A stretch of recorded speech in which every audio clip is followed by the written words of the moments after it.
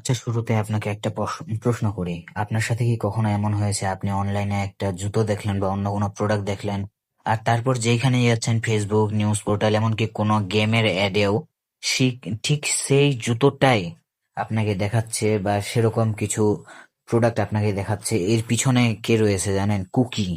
না না, চায়ের সাথে আমরা যে কুকি খাই ওই কুকিটা না, এটা হলো ইন্টারনেট কুকি। তো চলুন আজ এই ডিজিটাল কুকির রেসিপি জেনে নেওয়া যাক।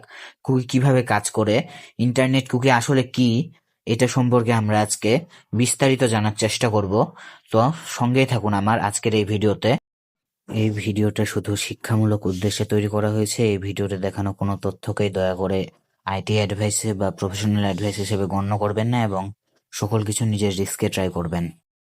তো এখানে প্রথম প্রশ্ন, কুকি কি? What is cookie? সহজ ভাষায় বললে কুকি হলো একটা ছোট্ট টেক্সট ফাইল। এখানে অনেক গুলা তথ্য থাকে, যেমন আপনার আইডি, অর্থাৎ এটা একটা আইডি কার্ডের মতো, যেখানে আপনার একটা পার্সোনাল প্রোফাইল তৈরি করা থাকে। আপনি কি কি পছন্দ করেন, যেমন ধরুন আপনি প্রথমবারের মতো কোনো কফি শপে গেলেন, দোকানদার আপনাকে চেনার জন্য আপনার নাম আর পছন্দের কফি একটা কাগজে লিখে রাখলো।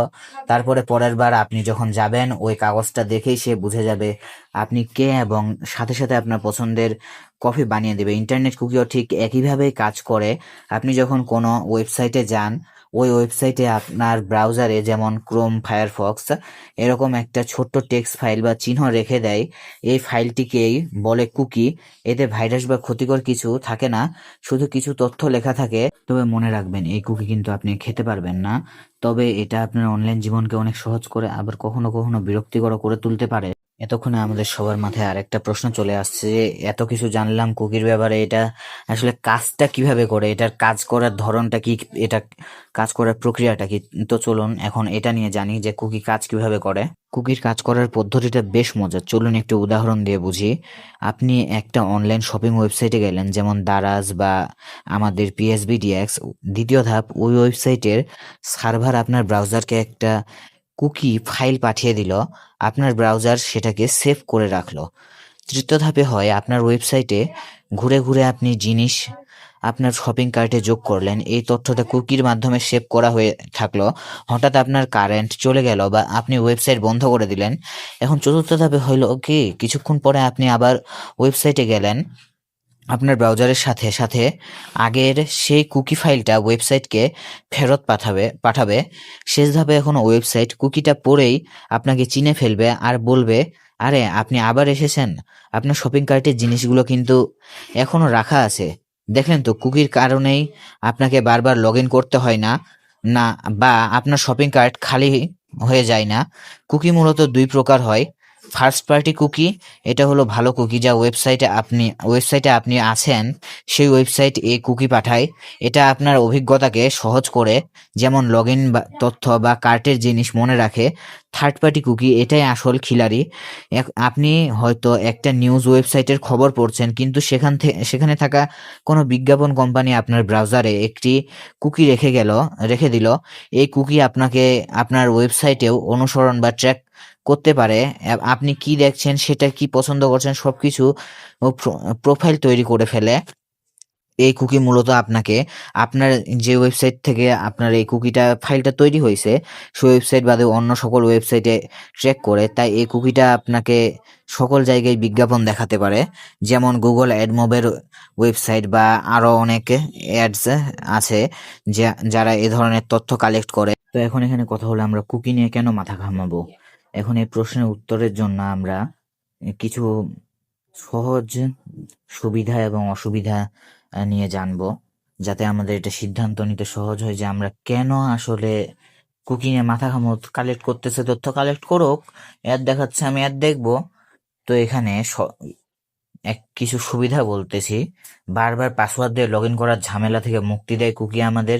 পার্সোনালাইজেশন, আমাদের পছন্দের জিনিসগুলা মনে রাখে আর আমাদের অনলাইনে অভিজ্ঞতাকে আরো সুন্দর করে। শপিং এর সময় বাঁচায় বা অসমাপ্ত কার্ট সেভ করে রাখে, লাইক একটু আগে আমি যে উদাহরণটা দিলাম আপনাদের। এখন কিছু অসুবিধা সম্পর্কে জানি। প্রাইভেসি বা গোপনীয়তার ঝুঁকি থাকে। থার্ড পার্টি কুকি আপনার মোবাইলের কার্যক্রমের উপর গোয়েন্দাগিরি করে। অর্থাৎ আপনি ব্রাউজারে যে কুকিটা অ্যাড করে থার্ড পার্টি কুকি যেটা ব্রাউজারে থাকে, সেটা কিন্তু যে ওয়েবসাইট থেকে অ্যাড হয়েছে ওই ওয়েবসাইটের উপর তো নজর রাখেই আপনি অন্য যে সকল ওয়েবসাইটে ভিজিট করতেছেন, কোনো কাজ করতেছেন, ওইগুলোর উপরও নজর রাখে। সবকিছু ডেটা বিজ্ঞাপন কোম্পানির কাছে চলে যায়, আর এক্ষেত্রে তথ্যের অপব্যবহার হতে পারে। এই ডেটা ব্যবহার করে কোম্পানিগুলো আপনার সম্পর্কে একটা বিস্তারিত প্রোফাইল তৈরি করে, যা অন্য কারো কাছে বিক্রি করতে পারে। এজন্যই ইউরোপের জিডিপিআর আইনের মতো প্রাইভেসি অনলাইন কারণে এখন প্রায় সব ওয়েবসাইটে আপনাকে কুকি ব্যবহারের আগে অনুমতি নিতে বলে, ডিক্লাইন বা অ্যাকসেপ্টের অপশন থাকে। এখন এই অপশনটার গুরুত্বটা কোথায়, এই অপশনটার গুরুত্ব কতটা দেখুন। আপনি এখন একটা ওয়েবসাইটে গেলেন, ওয়েবসাইটে এখন অনেকগুলা থার্ড পার্টি কুকি আছে। আপনি যদি অ্যাকসেপ্ট অল করে দেন অথবা অ্যাকসেপ্ট করে দেন, তাহলে কি হবে, ওয়েবসাইটটা আপনার সকল কুকি, ওয়েবসাইটের সকল থার্ড পার্টি কুকি কিন্তু আপনার ব্রাউজারে অ্যাড হয়ে যাবে। ডিক্লাইন যদি করে দেন, ওয়েবসাইটের সকল কুকি ডিক্লাইন হয়ে যাবে। ওই জন্য আবার আমাদের পিএসবিডিএক্স এর মতো কিছু কিছু ওয়েবসাইট, যেখানে অনেক কুকি ইম্পর্ট্যান্ট ওয়েবসাইট ফাংশন করার জন্য, সেখানে ডিক্লাইন অপশনটা রিমুভ করে দিয়ে প্রিফারেন্স অপশন দেওয়া হয়, যেখান থেকে আপনি নিজে চুজ করতে পারবেন যে যেগুলো একদম ওয়েবসাইট ফাংশন করার জন্য ইম্পর্ট্যান্ট ওইগুলা অফ করার অপশন থাকে না। তবে যেগুলো ওয়েবসাইট ফাংশন করার জন্য প্রয়োজন না, জাস্ট অ্যানালিটিক্স এর জন্য এবং এআই কে ট্রেন করার জন্য প্রয়োজন হয়ে থাকে, সেগুলা আপনি অফ করতে পারবেন সেখান থেকে। তো প্রিফারেন্স অপশন থাকে, যদি ডিক্লাইন না থাকে প্রিফারেন্স অপশন থেকে আপনি আপনার কুকি কন্ট্রোল করতে পারেন। এখন কথা হলো, আপনার তো অনেক জায়গায় কুকি চালু করা আছে, ওই কুকিটা আপনি এখন একসাথে অফ করবেন কিভাবে? এখানে ভয় পাওয়ার কিছু নেই। আপনার গাড়ির স্টিয়ারিং যেমন আপনার হাতে, তেমনি ব্রাউজারের কুকির নিয়ন্ত্রণ আপনার হাতে। চলুন দেখি কিভাবে এটা ম্যানেজ করবেন। এটা করার জন্য আপনি প্রথমে আপনার ডিভাইসের ব্রাউজারে চলে আসবেন। আপনার ডিভাইসের ব্রাউজারে আসার পরে এই যে এখানে তিনটা লাইন থাকে, এই তিনটা লাইনে ক্লিক করবেন। এই যে এই তিনটা লাইনে ক্লিক করবেন। এই তিনটা লাইনে ক্লিক করার পরে আপনি এখানে অপশন পাবেন সেটিংসের, এই সেটিংস অপশনে ক্লিক করবেন। এবার সেটিংস অপশনে ক্লিক করার পরে একটু স্ক্রোল করার পরে আপনি একটা অপশন পাবেন প্রাইভেসি সিকিউরিটি। তো আপনি যে কোনো ব্রাউজারই ব্যবহার করেন, সেটিংস সবই একই, শুধুমাত্র নামগুলা বা স্থানটা ভিন্ন হতে পারে, তবে নাম বা মেথড সব ব্রাউজারে একই।